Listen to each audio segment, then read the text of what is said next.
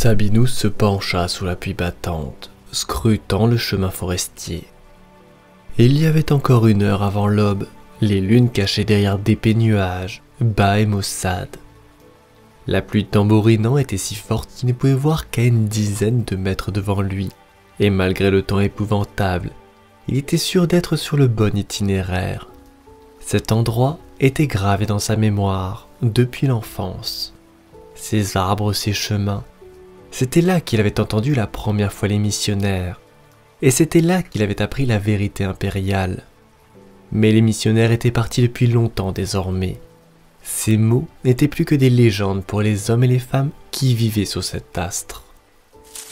Le chemin était encombré de feuilles et de branches. L'itinéraire escarpé était difficile, même pour un cheval aussi puissant que le sien. Toutefois, après 20 minutes de piétinement, ils atteignirent enfin la basilique d'Isambrak, qui dans ses souvenirs était entourée de champs mais qui désormais avait été engloutie par la forêt, abandonnée par les locaux pour de ridicules raisons. L'horreur d'Isambrak, un spectre moqueur qui s'en prenait à quiconque passait une nuit dans ses ruines. Sabinus n'avait pas le temps pour ses superstitions, mais il leur était reconnaissant, éloignant du site tous les villageois trop curieux, et en faisant un excellent lieu de rendez-vous. Il marmonna un juron en voyant le cheval de Zuburan attaché au mur de la basilique, bien en évidence. Superstition pas, il devait faire attention. Descendant de sa monture, il conduisit les 2 bêtes vers une écurie en ruine. Il leur fallait être prudent. Sortant de la bâtisse, Zuburan lui sourit. Il était aussi mouillé que lui et ses cheveux sombres étaient plaqués sur son front, en mèches épaisses. « Ils te nourrissent trop bien », dit-il en embrassant Sabinus. Réprimant son inquiétude, il lui rendit son sourire. La lumière de l'empereur brillait fort en lui, jusqu'à lui faire oublier son épuisement. Mais il y avait encore de sombres nouvelles et une mission à accomplir. Quand tu seras aussi vieux que moi, tu le prendras le plaisir là où tu peux. Et ils échangèrent durant de longues minutes plaisanteries et anecdotes sur leurs familles respectives.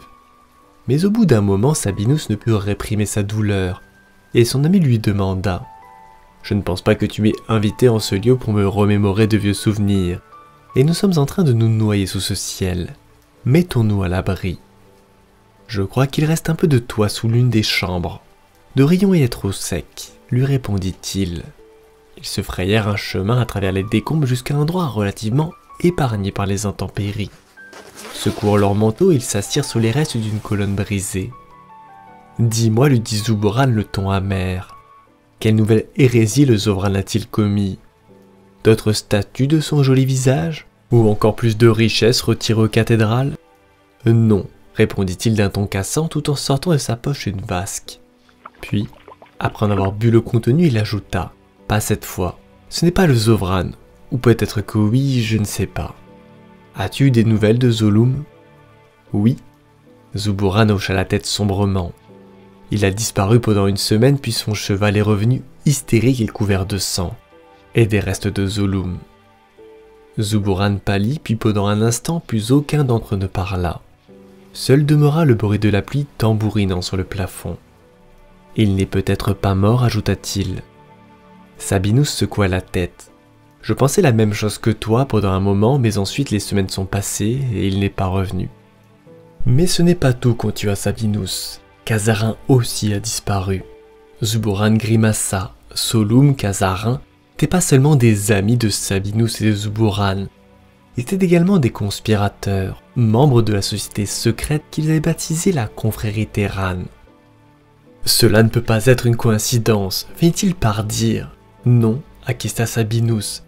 Mais cela ne change rien, nous devons rester fidèles. »« Cela ne change rien, ria Zuburan. Comment peux-tu dire cela? Cela change tout. Nous avons été découverts. »« Cela ne change rien, reprit-il. Nous ne pouvons pas le laisser continuer à pervertir la parole de l'empereur. Tu as vu comme moi la vérité. Le Zovran est un hérétique, un tyran, usant et abusant du credo impérial pour asseoir sa domination sur les foules. Mais que pouvons-nous faire, murmura Zuburan. Si la confrérie a été découverte, le Zovran ne se contentera pas de tuer que 2 d'entre nous, il voudra aussi nos têtes. Cela veut dire que quelqu'un nous a trahis, quelqu'un de la confrérie. C'est la seule explication, le coupa-t-il. Est-ce que tu m'accuses? Non. Dès que je t'ai vu, j'ai su que ça ne pouvait être toi. Qui alors? Cimère? Miana? Tauride? Sabinus secoua la tête. Je n'ai pas d'autre explication. Nous avons été prudents, trop prudents. Un cliquetis se fit entendre, coupant net la conversation et les figeant sur place. Tu as été suivi, murmura Sabinus. Impossible, j'ai été prudent. Personne ne sait que je suis ici. Même mes serviteurs l'ignorent. Puis le son revint comme celui d'une lame cliquetant en son fourreau. Traversant lentement la pièce, ils sortirent tous deux sous la pluie battante, épée à la main. Les trompes d'eau les empêchant d'allumer une torche, l'obscurité les engloutit rapidement lorsqu'ils pénétrèrent dans la pièce voisine à la recherche du bruit. Enfin, lorsque leurs yeux s'habituèrent, ils comprirent son origine. Une vieille trappe au centre de la pièce s'était détachée, ouverte par la tempête, et elle claquait désormais comme une bouche. Les épaules de Zubourad tombèrent, et il ferma les yeux de soulagement.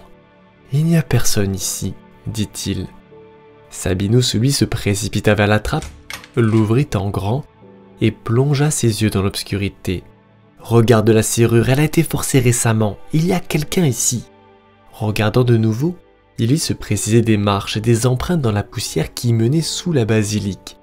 Et, s'armant de courage, ils firent tous deux le choix d'y descendre, avec le sentiment étrange d'être observés. C'est peut-être le traître, la colère illuminait les traits de Zubourad. Pense à Solum, pense à Kassarin.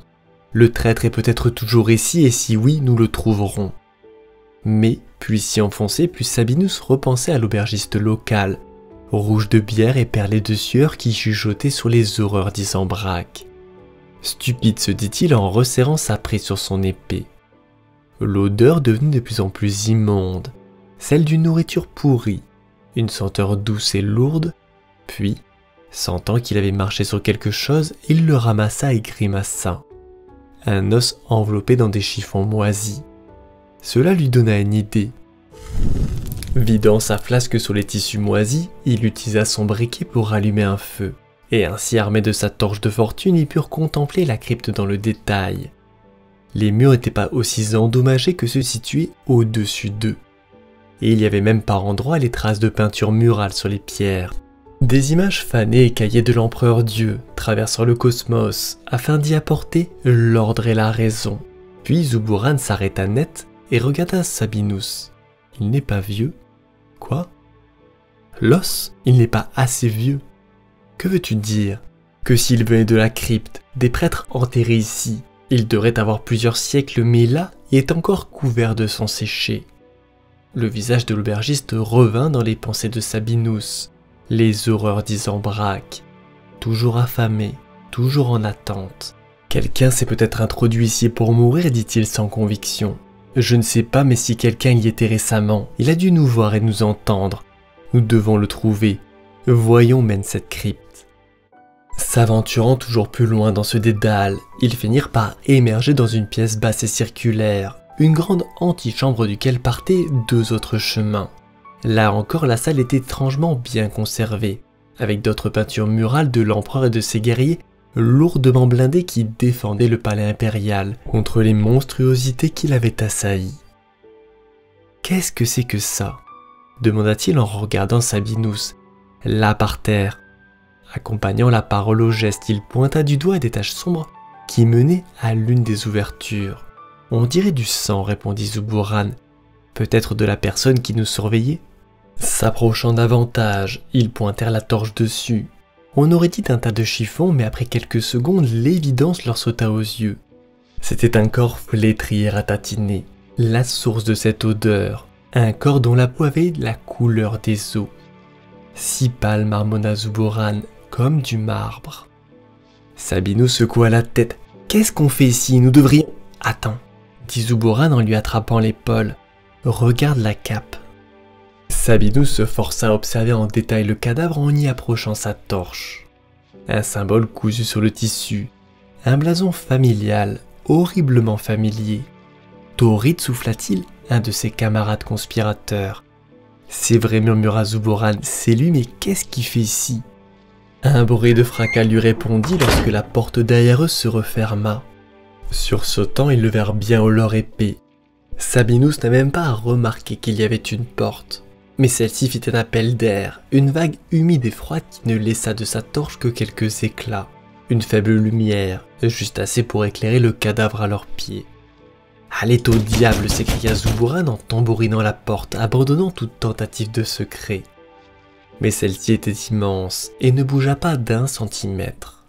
Il ne pourrait donc pas passer par là, et un sentiment de claustrophobie s'empara d'eux. Il n'y avait pas d'autre moyen de sortir, du moins pas par ici.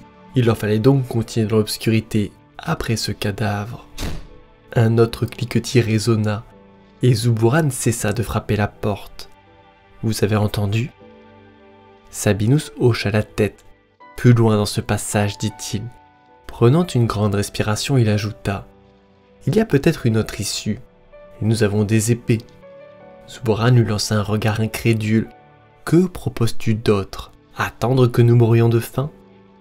Son ami ferma les yeux et lui fit signe de continuer. Perdu pour perdu. Plus ils avançaient, et plus l'odeur devenait immonde. Une nuée de mouches commença à les entourer. Sabinus avait comme l'impression de sombrer dans un rêve. Et il se demanda s'il n'allait pas finir par se réveiller. La lumière était si faible qu'il n'osa pas avancer, chacun d'eux fixant le petit cercle lumineux que la torche réussissait à extraire de l'obscurité. Aucun d'eux ne parlait, et lorsqu'ils franchirent une nouvelle antichambre identique à la première, ils se demandèrent s'ils ne tournaient pas en rond. Mais ils écartèrent cette idée lorsqu'une nouvelle horreur la chassa. Un corps lui aussi vidé de son sang était étendu au milieu de la pièce. « Ce n'est pas possible » murmura Zubouran, « c'est Cimère !» Sabinus recula horrifié. Un autre membre de la confrérie, un autre conspirateur. Il venait de comprendre c'était un piège. Quelqu'un nous a conduits ici. Zubouran se retourna pour dire quelque chose lorsque les ténèbres explosèrent devant eux et qu'une ombre se jeta sur eux. Les deux hommes crièrent tandis qu'elle se dirigeait vers la lueur des torches. Elle avait une apparence si repoussante qu'elle en devenait presque hypnotique.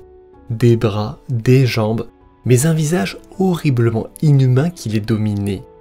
Des yeux de la couleur de la nuit et des dents comme des poignards. Puis, elle s'élança sur Zubouran avec une telle violence qu'elle lui brisa le cou. Sabinus regarda avec horreur son ami s'effondrer au sol, la bête penchée sur lui, le vidant de son sang. Il recula, ivre de terreur, et trébucha, la torche lui échappant des mains.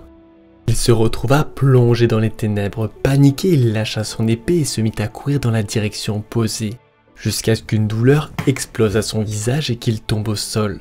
Persuadé que le monstre l'avait attrapé, il réalisa bien vite qu'il avait simplement heurté un mur.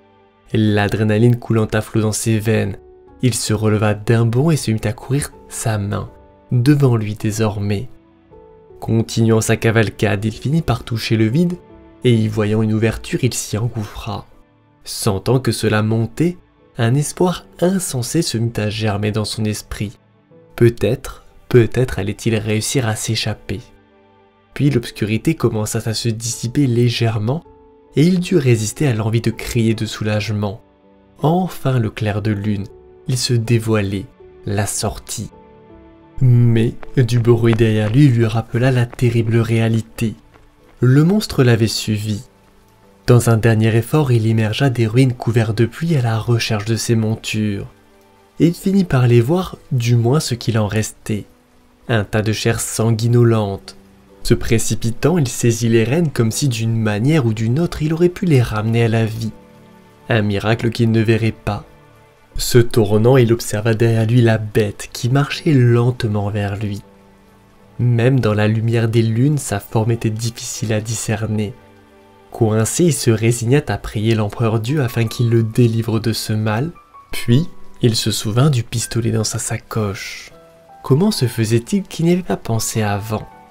Armé de ce courage, il fit face à l'horreur, mais lorsqu'elle se jeta sur lui, il n'eut d'autre réflexe que d'enrouler ses bras autour de sa tête et d'attendre sa mort. Rien ne se passa.